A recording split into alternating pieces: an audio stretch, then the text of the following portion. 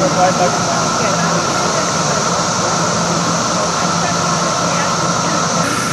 human beings, sons, daughters, brothers, sisters, mothers, and fathers are buried. We want to begin by thanking various persons who will be helping to make this a special event. Among these are members of the Athens Albany Veterans Honor Guard.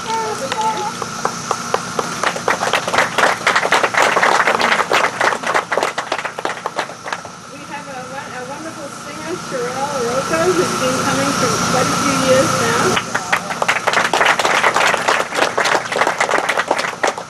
And Vietnam veteran trumpeter Carolyn Kay.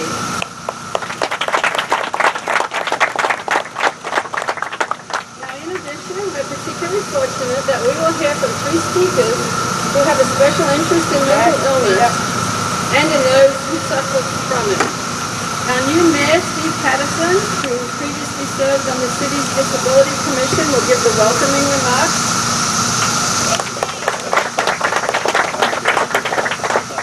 We have Episcopal priest Deborah Wolseley, who was involved with the local NAMI in another state even before coming to Athens. She'll do the invocation.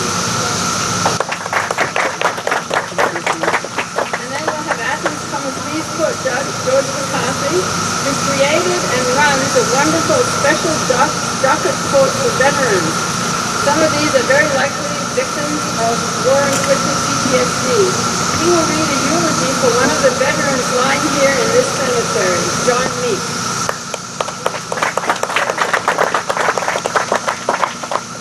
Lastly, I want to thank our NAMI people, Laurie and Suzanne, who did so much work to get this together. Tom Walker also. Tom is not here today. His wife booked him a trip out of the country, and so Tom did a lot of the work to get this ready. Okay, now, please rise for the presentation of the flag and the singing of the national anthem led by Cheryl Rocco. Now, all veterans and active duty military not in uniform may use the hand salute on the command of present arms.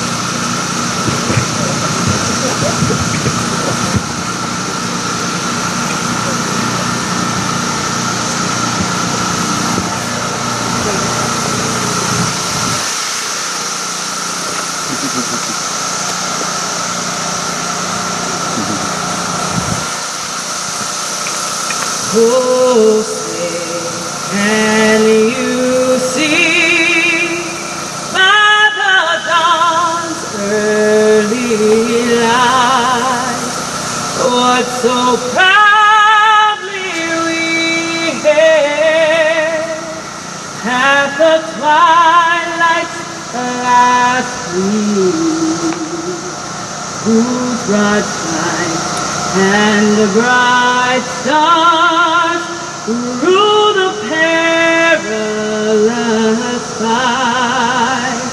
For the ramparts we watched were so gallantly streamed, and the rockets had glare, the bombs bursting in air, gave proof through the night that our flag was still there. Oh, say does that star-spangled banner yet wave for the land of the free and the home of the brave.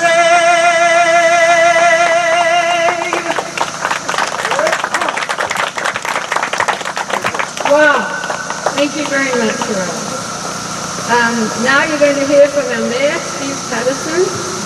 Thank you, Steve. Thank you. And thank you for everyone who's here.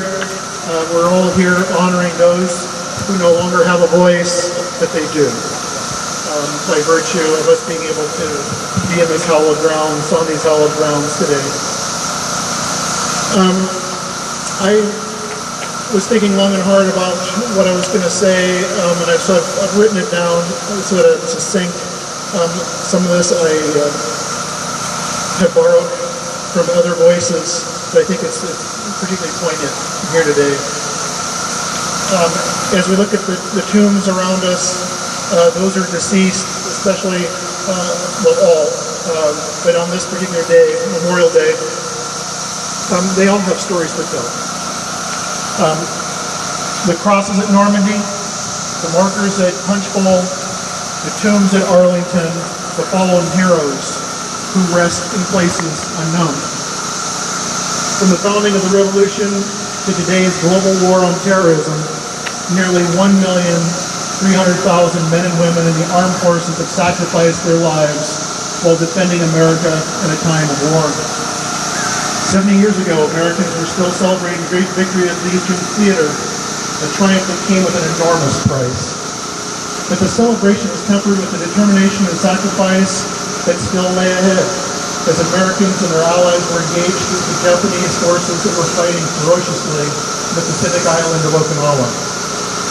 One such American, a Marine named Dale M. Hansen, a 19-year-old from Nebraska.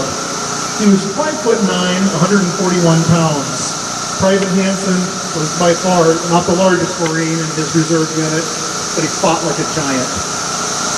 He landed on Okinawa on Easter of 1945. At a critical stage in action on the 7th of May, Private Hansen tried to crawl to an exposed position where he grabbed a rocket launcher and destroyed a strategic located enemy pillbox.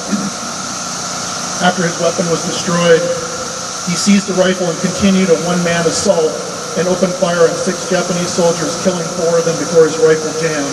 He fought the 2 remaining Japanese soldiers with the butt of his rifle, returned for cover, and advanced again with another weapon and some grenades. Private Hansen proceeded to destroy another mortar position and annihilate 8 more of the enemy soldiers. For his action on May 7th, Private Hansen received posthumously the Medal of Honor. For while Private Hansen survived, he earned the medal with respect and gratitude. He was killed by a Japanese sniper some 4 days later in an amazing display of combat valor. Private Hansen, like so many others who defended our freedom, is forever young. Specialist Brittany Gordon lived a life of service in Tampa Bay. The Tampa Bay Times, her mother recalled a little bit later in a letter to the newspaper, that a story that her little daughter had wrote to the tooth fairy. "Dear tooth fairy, will you please leave my tooth under the bed? I will return it the next night. P.S. I want to take it to my class and share it with all my friends." That speaks volumes to who she was, her mother said. The 24-year-old Army Specialist Brittany was among a group that delivered furniture to an intelligence officer in eastern Afghanistan on October 13th, 2012. She lost her life when a terrorist detonated a suicide vest. Brittany was a shining light for Cousin Remembered. Like Private Hansen, Specialist Gordon is forever young. Nicholas James Stackler. He joined the U.S. Army at the age of 18. He served 3 tours in Iraq in Operation Iraqi Freedom 1 and 2. He was a member of the 82nd Airborne Ranger. Members of Stackler's squad frequently noted that he was the first one in and the last one out. Every raid, every time. Many of them said that you wanted to be in Stack's squad because you knew that you were coming home. During Sergeant Stackler's first tour of duty, an improvised explosive device, or an IED, blew up and killed dozens of Iraqi civilians. As squad leader Stackler, it was his job to secure that area and begin to stack and transport body parts while families and children watched, wailing inconsolably over those whom they had just lost. One of the particularly troubling experiences was in his second tour. Sergeant Stackler found himself in a split decision where he had no choice but to take down a small child who had picked up an AK-47 assault rifle and started shooting at Stackler's squad. While Ranger Stackler performed his duties in Iraq as squad leader without question and with honor, and returned home safely to Ohio, the mental scars of the battle were not so easily put to rest. On March 18, 2014, 82nd Airborne Ranger Sergeant Stackler put his demons to rest. Suicide by active duty troop members and veterans are at levels that would be unthinkable a generation ago. Each day, an average of a current service member dies by suicide, and each hour a veteran does the same. In response, President Obama signed the Clay Hunt Suicide Prevention and American Veterans Act in February. The law is commendable, but it won't come close to ending the military suicide. That would require a radical change in the policies and procedures, attitudes and cultures of two of our biggest bureaucracies, the Department of Defense and Veteran Affairs. The largest obstacle to overcome is that of stigma. Purple Hearts are awarded to soldiers who suffer from serious physical wounds in combat. They should also be awarded to those who suffer serious mental illness injuries in combat. Injuries are injuries, and none should be minimized. Service members with PTSD who are able to manage should be strongly considered for promotion, and those who have had to recover from physical recovered from physical injuries. Their abilities to recover from mental injuries should be recognized so as to inspire others. The number of fallen heroes is not just a statistic. They are real people with real families who live in real communities such as ours. Who can best honor the sacrifice by remembering their families who have lost so much? Long after the battlefield guns have been silenced and the bombs stop exploding, and children of our fallen heroes who are still missing their parents. Spouses will be without their life partners. Parents will continue to grieve for their heroic sons and daughters that died way too early. As American citizens, we need to be there for them. Nobody can replace our fallen heroes, especially in the eyes of the families, but we can offer a shoulder to cry on, assistance with educational expenses, and assurance that the loved ones' sacrifice will not be forgotten. We also must remember that freedom isn't free. In fact, it is only possible because of our fallen heroes who have paid a high price. A price that is paid, which enables us to have ceremonies and observances like this in towns across the country. Remember that remembering our fallen once a year is not enough. The widows, the widowers, fathers, mothers, brothers, sisters, children, remember every day. The empty seat at the dinner table, the small gatherings at Thanksgiving, the voice of a loved one heard only as a silent, distant memory in one's mind are constant reminders that they are gone. Today is an opportunity for us to give thanks.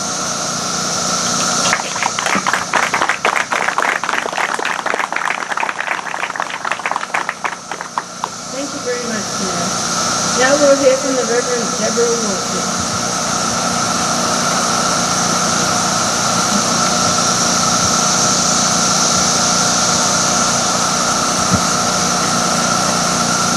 Let us pray.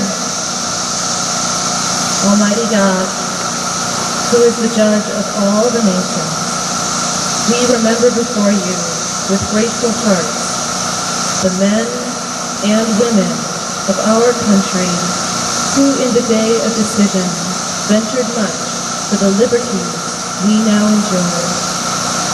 Grant that we may not rest until all the people of this land share the benefits of true freedom and gladly accept its discipline. We ask this in the name of our Lord Jesus. Amen. Thank you very much. And now Justice Carter.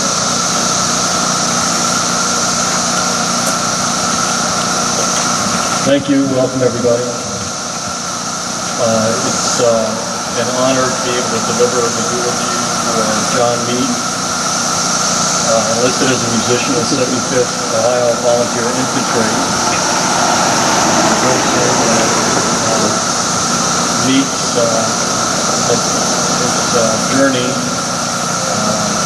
is probably more of an untold one than the ones you would normally hear that you hear of so many other service people, because it ends in a tragedy that nobody likes to discuss, either openly or behind closed doors much. And it ranges from this gentleman all the way back in the Civil War to the times we have today. So let me begin. Tall, dark-haired farm boy from Benton County, John Meade, enlisted as a musician in the 75th Ohio Volunteer Infantry Company E on August 5th, 1862. By then, the Civil War had been raging for over a year, and 20-year-old John would have known that war was not all glory. But could he have envisioned that, before it was over, the conflagration would take the lives of over 600,000 young men, which was almost 2% of the country's population at the time. As it turned out, Meade experienced war in its crudest. He would be in numerous battles, including Cedar Mountain, Second Bull Run, Chancellorsville, Gettysburg, Fort Wagner, Johns Island, and finally Gainesville, where he was captured by the rebels on August 17, 1864. Released on February 26, 1865, he was immediately put in a Union hospital in Wilmington, North Carolina. Then taken aboard the U.S. Hospital Transport S.R. Spaulding to Annapolis, Maryland on March 4, 1865, and then transferred again to Baltimore on March 14, 1865.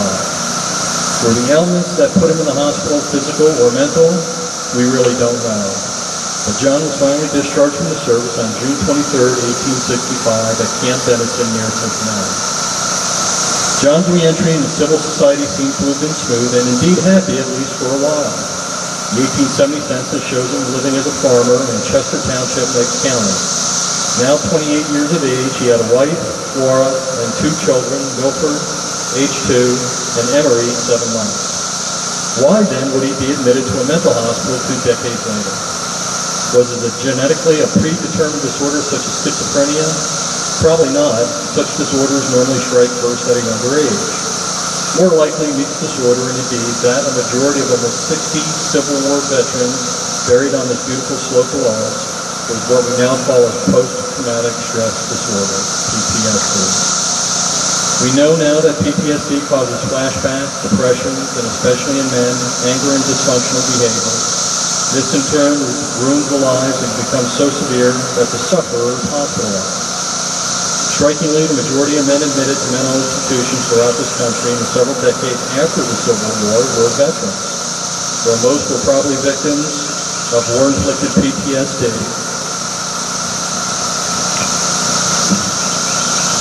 They would receive no honors, no medals. Indeed, their behavior would cause them to be shunned and isolated. Whatever his disorder, we will now place a wreath of honor at the grave of Private John Meade. In doing so, we remember this brave man and thank him for his service in the bloodiest of his country's wars, one of many of the Civil War, one of many from then to now forward, from him and to even the most recent, including Nicholas Stackler. John Meade, may rest in peace.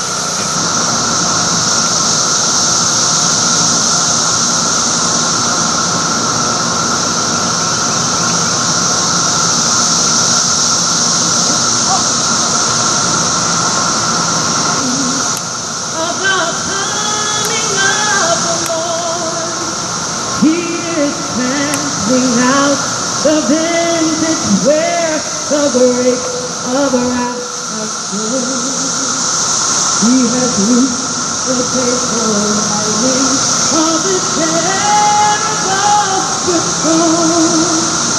His truth is marching on. The Lord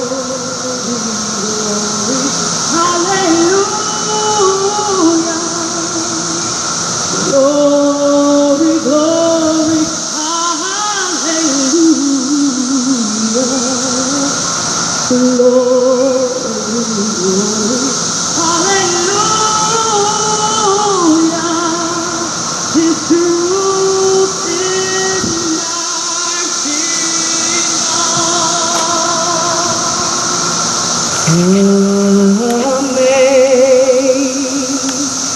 Amazing grace,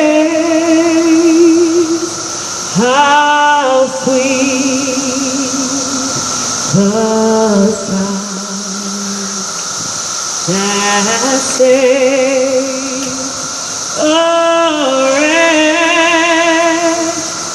like me. I was lost, but now I'm found. Was blind, but now I see. Through many dangers, toils, and snares, I have already come.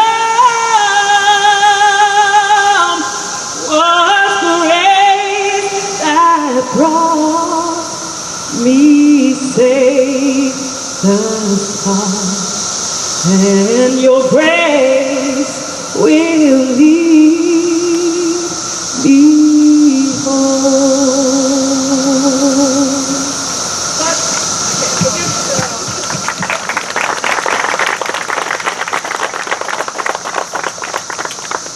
To close our ceremony, the veterans will give a rifle salute to all of their many comrades in arms, mostly for the Civil War, whose graves are marked with the little American flag spread out down the hill. If you all the cemetery, you'll see everywhere there is a flag, it's where a veteran is buried.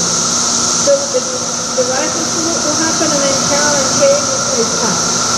Thank you. Honor guard, prepare to fire. Fire!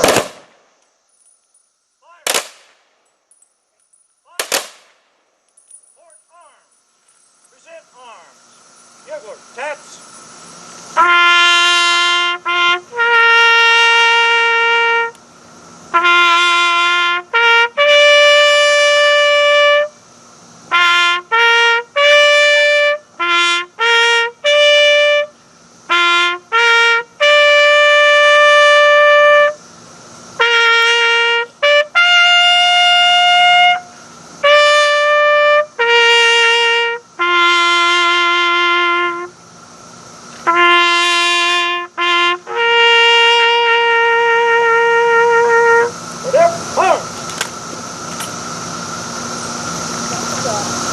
Thank you, veterans, for the honor guard, rifle salute, and pass.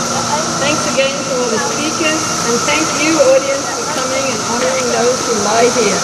This brings this ceremony to a close.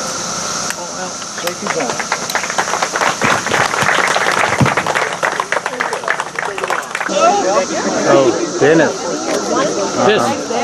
You have, let me get the interview on you, little one. Okay? Oh, no. Okay, sure. I just want to say, you have some of the most beautiful pictures I've ever seen. Heavens. Yeah. Thank you. You need to look at more pictures. Yeah, no, the ones like in the Athens manual. The annual manual. Manual. Those are some of the most beautiful pictures I've ever seen, man. Thank you. I enjoy making them as I go around doing other things. If I see something that I like, I'll take a picture of it and throw it in a folder, knowing at some point I'll need it. Probably got a couple today that won't go with this story, but that, you know, show the rows of graves and then the trees in the background, and it's peaceful in its way. Not necessarily for the right reasons, but nevertheless, there it is. And but yeah, it's fun. Yeah, I've been taking pictures probably since I was like 19. I made a road trip. I rode my motorcycle from Athens, Ohio to San Jose, California. That is a good bike ride. Yeah, and then I stayed 18 years. Well, and I took a lot of pictures. Took you 18 years to work up the nerve to get on it and ride back? I'm ready to go any day, man. I have a super bike though, but I converted into a sport tourer. That's And excellent. it's, you know, the bike's registered for 190, and I'm sure it'll do it. Wow. Well, this is good. But anyways, that Leica camera you have, But well, let's see. Today I'm shooting wide angles with this Fuji. but you have a Leica, right? Huh? Leica. No, it's not a Leica. It's like a Leica. Do you have a Leica though? Not anymore. I used to shoot them, but the digital Leicas aren't as good, in my view, as this is. The film Leicas were unsurpassed. And back when we shot film, I shot Leicas and Nikons, and now I shoot these for wide angle and these for telephoto. What's that? That's just a Nikon.